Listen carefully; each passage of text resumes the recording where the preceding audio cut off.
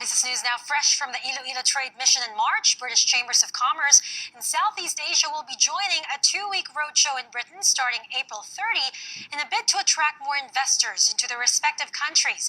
Chris Nelson will be representing the Philippines, and he now joins us live from our Rockwell studio. Good morning, Chris. Thank you for joining us. Yeah, good morning. It's a pleasure to be here again. So, Chris, you've had several rounds of this BiSEA roadshow in the past couple of months. What's different about this one, and what's on top of the agenda this time around? Well, I think in terms of difference, it's already focusing and seeing where we can go differently.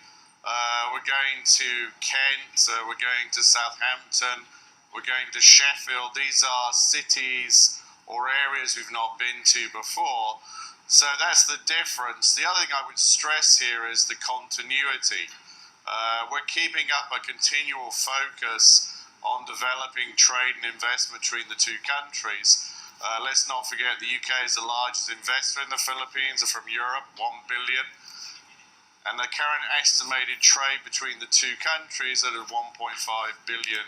So I think those are the areas I'd like to emphasize. Chris, what low-hanging fruits are you looking to take advantage of from this trip? Are there low-hanging fruits to begin with? I think so. I mean, first of all, I think in conjunction with our embassy as well, and let me make reference to the high-level document they sign in terms of focus. We'll be looking at education. We'll be, of course, looking at infrastructure because of all the plans that are going here. And let's not also forget the continuing growth and interest of food and beverage in the Philippines from UK-style companies. I mean, only recently this year, Pizza Express, a UK company, established its first outlet. Now, Chris, it's hard to think of UK and the Philippines without thinking about the Brexit, because with a year to go before Brexit is supposed to actually happen, do you think British companies will have the time or the energy, even the attention, to think about their footprint in Asia? I imagine that businesses there are actually very busy preparing for Brexit. Well, actually, based on our previous encounters, and let's not forget, I was actually in the UK when the Brexit vote took place. About a week later, we had a meeting in Manchester, and the number of attendees had approximately doubled because people were now obviously looking for opportunities elsewhere. Of course, Brexit is a key factor, but I think that's also an assistance because people are looking at other areas.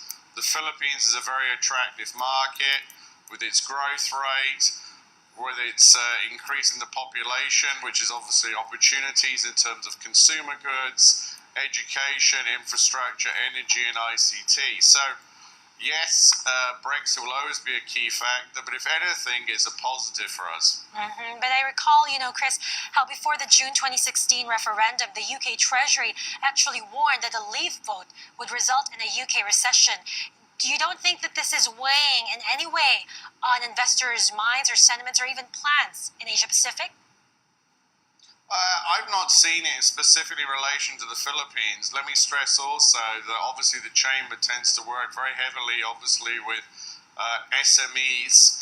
We work in a partnership with, obviously, the embassy, who tend to focus on larger companies and government-to-government contracts. But what we're seeing is increasing interest from SMEs in the Philippines. I mean, over the 4 years approximately we've been doing this project, 1,800 companies have expressed an interest. Now, that's continued to grow, along, of course, I have to stress with the work of the Philippine Trade and Investment, who are our partners, who are obviously based in London with the Philippine Embassy.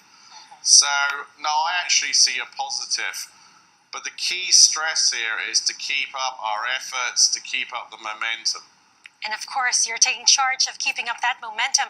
Chris, are we expecting to see any new UK companies setting up shop in the Philippines? I mean, a few weeks ago, a lot of Filipinos got very excited when a Swedish company, IKEA, actually confirmed they were setting up shop here by 2020. Anything from the UK front? No, I haven't got anything immediate.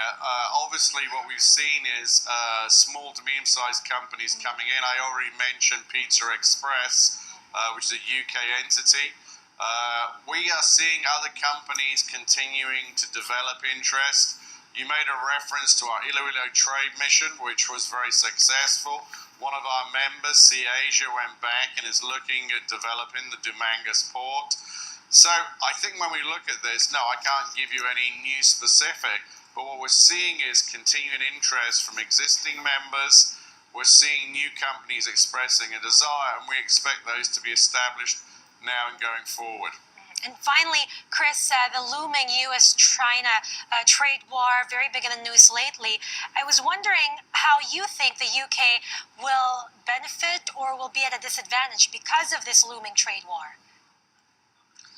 Look, I think there is no benefit or very few from a trade war, and obviously everybody hopes that this is negotiated because trade is obviously a key factor and growth for all countries. I think in the context of the UK, it's going to continue to focus and develop on areas, and obviously Brexit, which you've referred to, Mimi, is obviously a stimulus to look at areas outside.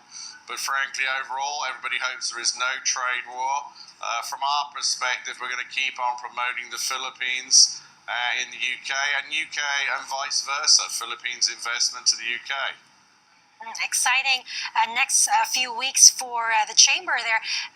Good luck, Chris, with this BiSEA Roadshow. We hope that you could come back and talk to us about developments that come from that roadshow. Thank you, Chris, for joining us this morning. Look forward to it. Thank you very much again. Have a great day.